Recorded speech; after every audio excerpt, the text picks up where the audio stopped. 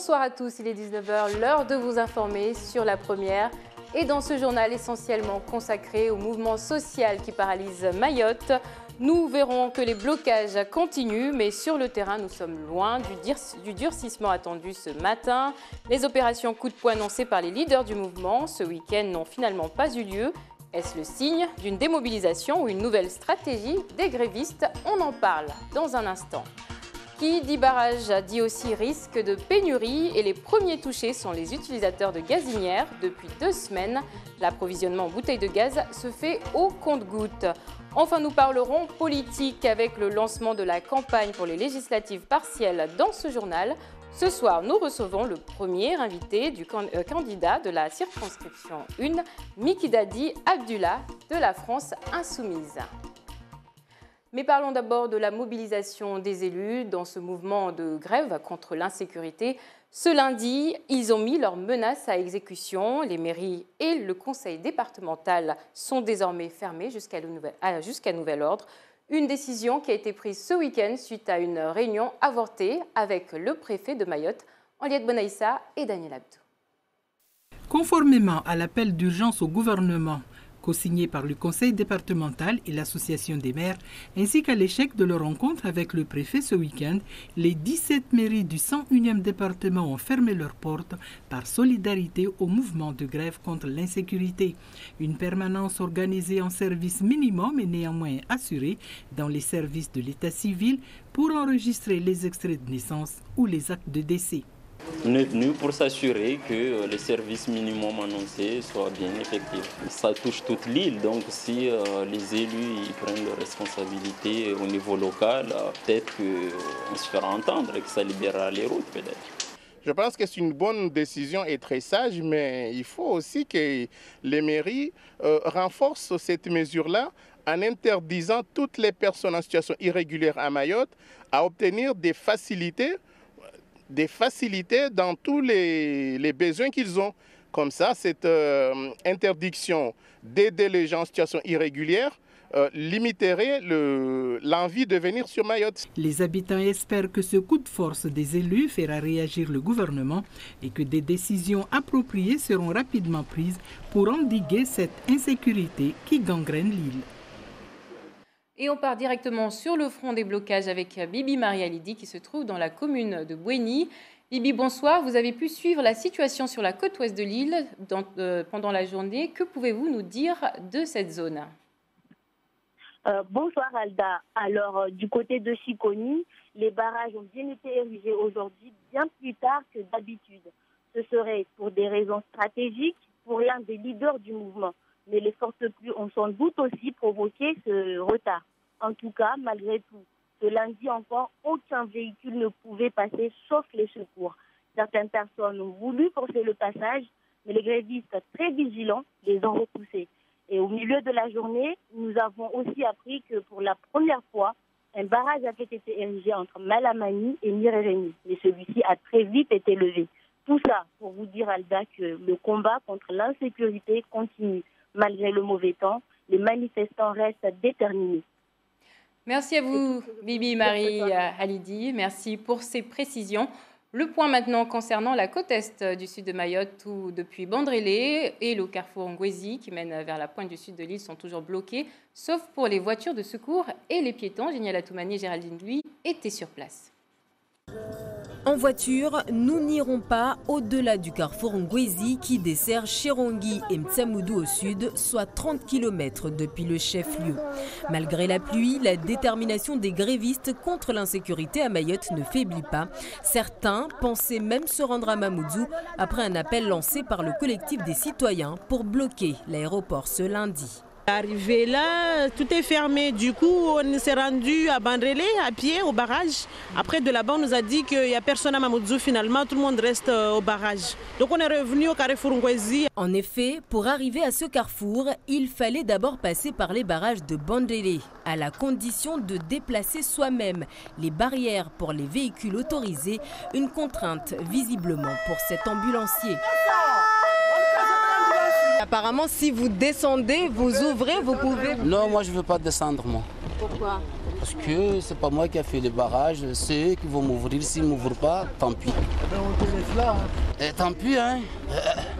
Il semblerait que ce monsieur soit venu avec de mauvaises intentions parce que beaucoup d'ambulanciers sont passés par là sans problème en soulevant les barrières eux-mêmes. Et lui, il arrive avec ses sirènes pour exiger qu'on lui ouvre l'accès.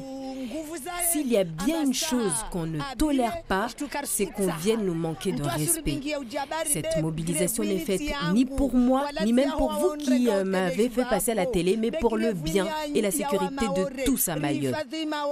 Dans l'attente d'une véritable solution contre l'insécurité dans l'île, une réunion se tiendra ce soir entre les grévistes, d'après nos informations, pour décider des suites à donner aux actions déjà en cours. Et nous apprenons que la réunion annoncée n'a finalement pas eu lieu. Selon les grévistes joints par notre équipe, les directives sur la mobilisation de demain seront données dans la soirée. Situation plus compliquée au nord, à Longoni. Même les piétons n'ont pu franchir le barrage normalement.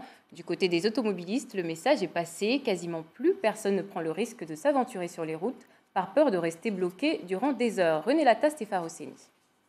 Cette image de piéton qui chemine péniblement dans un sentier boueux pour contourner le barrage sur la route est assez symbolique du durcissement du mouvement ce matin.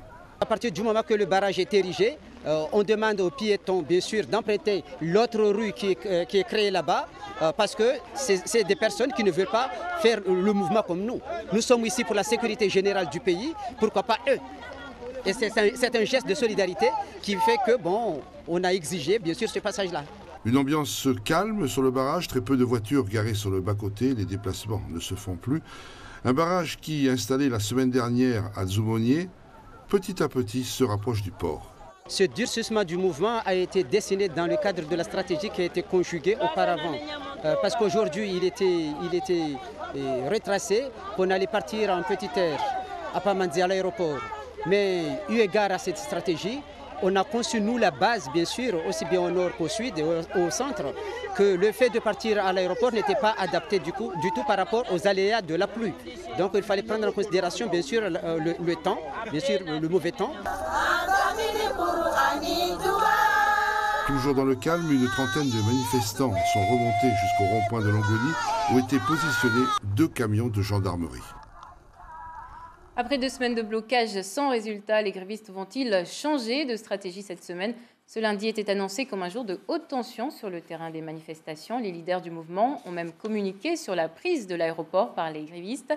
Mais au final, rien n'a signalé, en dehors des gendarmes mobiles envoyés en renfort, sécuriser l'aéroport et la préfecture du côté de la Petite Terre.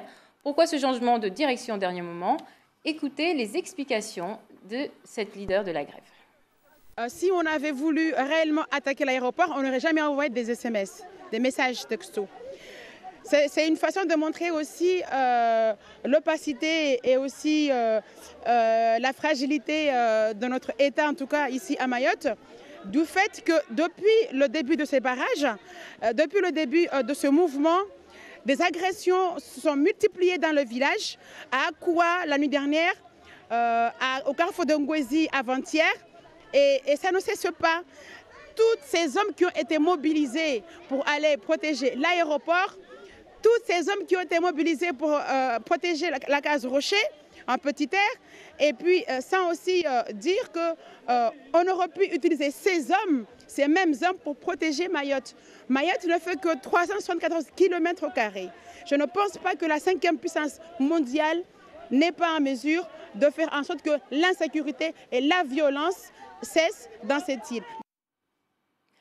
Et on apprend justement que les grévistes viennent d'accepter la proposition des élus de défiler une nouvelle fois ensemble ce mercredi. Donc pas de barrage prévu pour ce jour-là, mercredi dans la matinée. Voilà. En attendant, ces blocages en grande terre restent la principale inquiétude des voyageurs qui doivent se rendre à l'aéroport. Beaucoup craignent de ne pas trouver de navette vers la Petite Terre ou de ne pas arriver à temps. Alors comment s'organise-t-il pour ne pas rater l'avion? La réponse dans ce reportage de Papinou Zaïdani et Assadir Azafitsena. Ne pas rater son avion au départ de Mayotte par ces temps de grève générale, une mission impérative pour tous les voyageurs aguerris. À l'aéroport de Pamandzi, nombreux sont ceux qui ont pris toutes les dispositions possibles pour avoir leur avion coûte que coûte. Tout le monde me conseillait de prendre la barge hier soir parce que tout le monde disait ça va être bloqué aujourd'hui, etc. Et du coup, j'ai pris la barge que ce matin, très tôt. J'ai essayé d'assurer comme j'ai pu parce que hier, c'était impossible. Et en effet, donc, j'ai pu prendre la barge à 7 h ce matin, mais apparemment, toutes les barges sont bloquées aujourd'hui. Enfin, il y en a une sur 3. Depuis 4 h du matin même, on est réveillé. Par rapport à la grève ? Par rapport à la grève, parce qu'ils ont dit qu'à partir de 7 h ou 8 h, tout est bloqué. Donc depuis 4 h du matin, on était réveillés. Donc depuis 5 h, on attend les badges. On a quitté là où on est vers 6 h pour venir ici. Donc depuis 6 h du matin, nous sommes ici. Quoi. À l'aéroport, oui. Des heures perdues, c'est le stress de savoir si on va passer un barrage ou non. Moi, j'ai pas eu à barger, donc c'était pas mon problème. J'ai pas eu de barrage à passer ou pas passer. Et donc... Mais c'est toujours stressant, de toute façon. Je pense que l'avion, pour tout le monde, c'est stressant. Il y en a qui disent « ouais, je suis pas stressé », mais inconsciemment, on est stressé. Et en plus, si on rajoute des choses comme on a vécu, bon bah voilà, on est un peu plus stressé. Et pour avoir leur vol en temps et en heure, et afin d'éviter tous les obstacles des barrages routiers, c'est dans les maisons d'hôtes de Petite Terre qu'une grande majorité des voyageurs passent la nuit, la veille de leur départ. Une véritable aubaine pour les hôteliers, comme dans cet établissement de l'abattoir qui affiche complet. Ça fait déjà quelques jours, ça ne s'arrête pas, donc les gens appellent surtout juste pour avoir un endroit pour passer la nuit, reprendre l'avion le lendemain, donc là ça ne s'arrête pas. Là. Donc des fois même on conseille aux gens qui viennent pour si on est complet, s'ils ont de la famille, donc où on essaie de voir nos partenaires, mais en gros la majorité des hôtels sont pleins en ce moment. Un véritable sacrifice consenti par tous ces voyageurs, c'est le prix fort à payer actuellement pour s'assurer de prendre son vol. Autre conséquence des barrages, les difficultés d'approvisionnement des commerces. Et en ce moment, c'est la pénurie en bouteilles de gaz qui inquiète les consommateurs. Depuis plusieurs jours, de nombreux points de vente sont en rupture de stock. Aujourd'hui, des camions ont commencé à réapprovisionner les distributeurs. Pour combien de temps encore? Voyons l'exemple de Magica Vokoropa avec René Lataste et Farouseni. Des alignements de bouteilles vides, des files d'attente. Dès la venue du camion, les clients ont tenté leur chance et certains venaient de loin. Là, j'étais allé jusqu'au port, mais je vois le camion qui vient du port. Il m'a dit qu'il vient à Majicavo. Je suivi le camion jusqu'ici. Vous avez d'où? De Wangani. Il n'y a pas de bouteille de gaz là-bas? Il n'y a pas de bouteille. Au centre, il n'y a pas. Même moi, j'ai tourné partout, il n'y a pas. Donc, je suis allé jusqu'au port. Donc là, vous êtes sauvé? Oui, je suis sauvé. J'ai 2 bouteilles là, c'est bon. Même un mois, 2 mois, je suis tranquille. Déjà récupéré. Soulagé? Oui. Merci. Ça faisait combien de jours là que vous attendiez? Ça fait 2 semaines. Depuis le début du mouvement, la livraison est perturbée. De nombreux chauffeurs se sont retrouvés bloqués par les barrages sans pouvoir aller à leur travail. Les bouteilles sont donc restées au dépôt de l'entreprise. Personne pour assurer les tournées. Aujourd'hui, la société est parvenue à organiser un service minimum, mais avec la pénurie, tout le monde se précipite. J'ai tellement de clients qui ont derrière moi.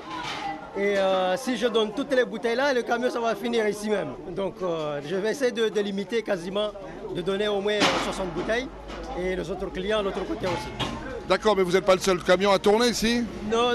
Là au moins il y a 4 camions qui tournent dans cette zone-là.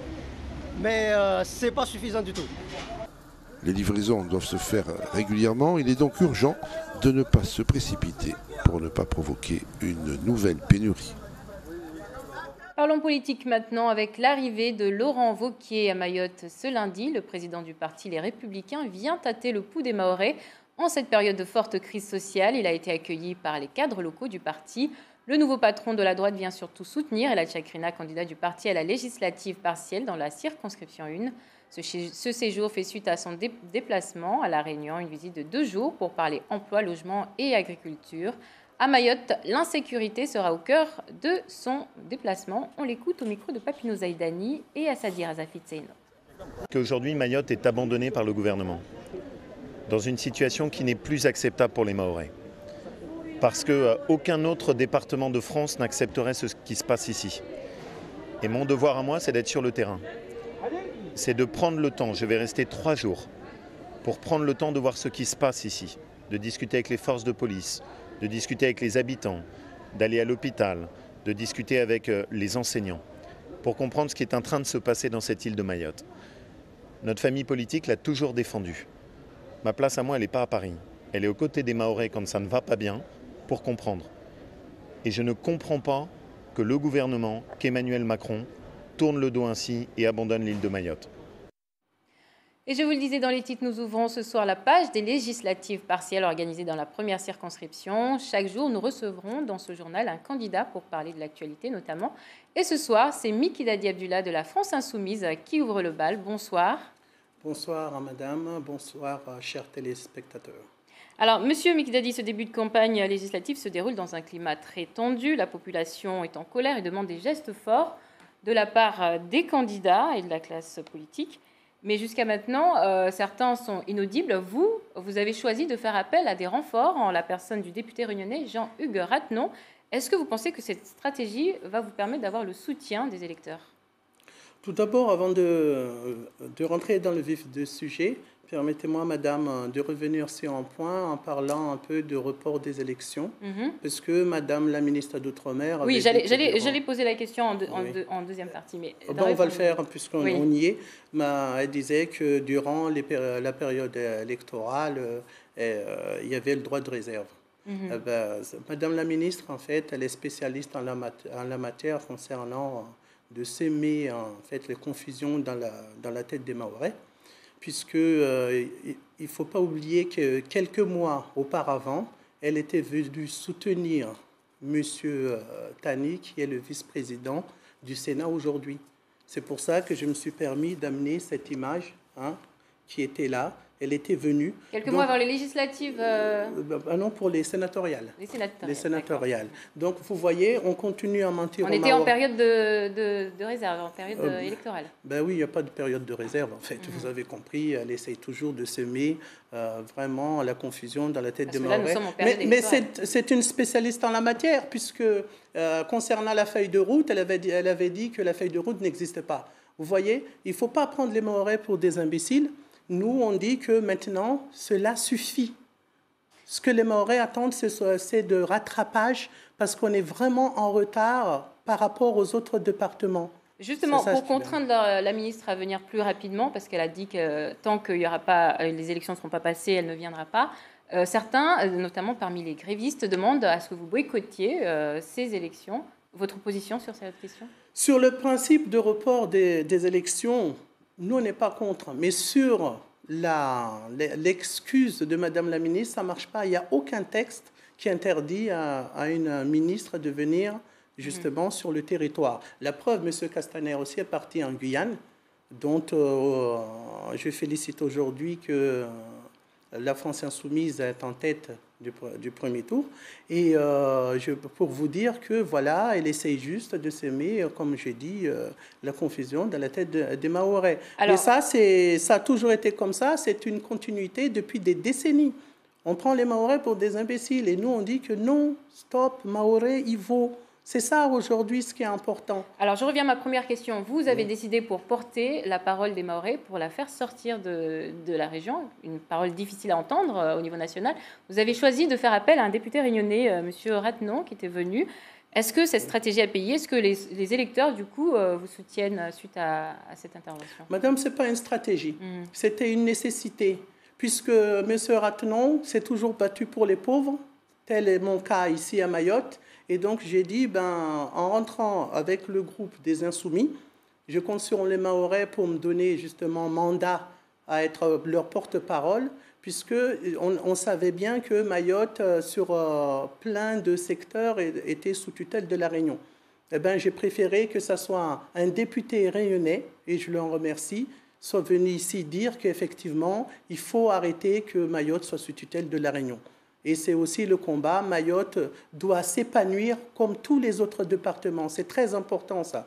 Est-ce que ce message sera relayé à l'Assemblée nationale par les membres de Bien sûr, madame, puisque j'ai fait venir en même temps la porte-parole qui était la porte-parole au niveau national de la France Insoumise, qui était madame Sarah Swalihi. Et justement, pour juste faire un état de ce qui se passe à Mayotte. Et moi, je vous dis encore une fois, On n'arrête pas de mentir aux Mahorais. On leur fait croire juste des mesurettes pour faire croire que c'est des avancées. Eh bien, nous, on dit pas du tout, ce n'est pas des avancées. Et, Dernière question. Face au gouvernement Macron, la France insoumise que vous représentez se décrit comme le seul parti d'opposition à l'Assemblée nationale. Mais est-ce que l'opposition systématique est une stratégie qui peut être payante pour faire avancer les dossiers de Mayotte? Est-ce que l'abandon de Mayotte, dans mon cas, est une opposition systématique, madame? Non, je vous dis, c'est une nécessité. Aujourd'hui, le pays frôle le chaos. Et que fait le gouvernement? Eh bien, il va renforcer, en fait, la venue d'autres régiments, alors que les Mahorais, ils sont dans leurs droits, plus rien ne va, tout est chaotique. Et voilà, au lieu que, puisque les élus, même locaux, entendent la venue d'un haut responsable, pour moi, dans cette affaire-là, qui est tellement grave, il faudra la venue du Premier ministre. Mais à cette réponse-là, on n'a rien du tout et on fait croire que voilà, c'est le droit de réserve, eh bien on ne vient pas. Vous voyez, ce n'est que des mensonges, mais on n'est pas dupes. Qu'ils s'en rassurent, nous, les Mahorais ne sont pas dupes et je compte que dans les urnes, on verra les résultats de cette politique qui s'amuse toujours à jouer au cache-cache au lieu de résoudre vraiment les problèmes des Mahorais. Première action, lorsque vous êtes élu, en quelques mots, si vous êtes élu? Première action en quelques lieux avec le groupe des Insoumis. On va faire une proposition au gouvernement justement concernant le rattrapage. Par exemple, pourquoi une commune... Et pas l'insécurité. Le rattrapage règle aussi l'insécurité. L'insécurité vient de la pauvreté, madame. L'insécurité vient aussi de manque de personnel, madame. C'est tout ça parce que vous prenez justement ce qu'on a toujours dit depuis 3 semaines. Bordeaux, 220 000 habitants. Mayotte, 265 000 au dernier recensement. Ben à Bordeaux, on a 1700 policiers permanents. À Mayotte, on a 238. Pourquoi sommes-nous 1/5 de Français? Nous, on dit non, ça sera le premier travail et que je ferai bouger les lignes, croyez-moi, à l'Assemblée nationale, dans le groupe même des Insoumis. Alors, juste rapidement, parce qu'il nous reste quelques secondes, un petit mot pour les grévistes par rapport à ce mouvement. Comment vous comptez les soutenir par une action forte dans les semaines à venir? Les grévistes, ils ont tout à fait raison de réclamer ces revendications. Vous allez les rejoindre? J'y étais déjà, et j'y suis, et j'y serai. Et j'espère être leur porte-parole, madame. Merci beaucoup, Mikidadi Abdullah, pour ces précisions. Notre édition se termine ici. Un journal essentiellement consacré, vous l'avez vu, au blocage. Alors, une petite off... non, je ne l'ai pas. Journal essentiellement consacré au blocage qui continue cette semaine. Ce lundi a été marqué par la décision des élus de fermer des mairies et le conseil départemental. Le soutien des élus au mouvement, qui, on l'a vu aujourd'hui, ce sont des élus qui se sont rencontrés aujourd'hui au conseil départemental pour en discuter. Mais jusqu'alors, les opérations coup de poing annoncées par les leaders de l'intersyndicale n'ont finalement pas eu lieu. Les grévistes parlent d'une nouvelle stratégie. Merci de nous avoir suivis. Dans un instant, Darwesh Daou pour le journal en mahorais. Demain, Miss Baoudine Bakar vous donne rendez-vous après le journal du soir pour une édition spéciale consacrée à l'insécurité à Mayotte. Une émission d'une heure et demie, diffusée en simultané à la télé, la radio et sur Internet. Parmi les invités, Mansour Kamardine, le député de Mayotte, un représentant du Conseil général, un représentant de l'Association des maires et un représentant de l'intersyndicale à l'initiative de ce mouvement de grève générale. À demain.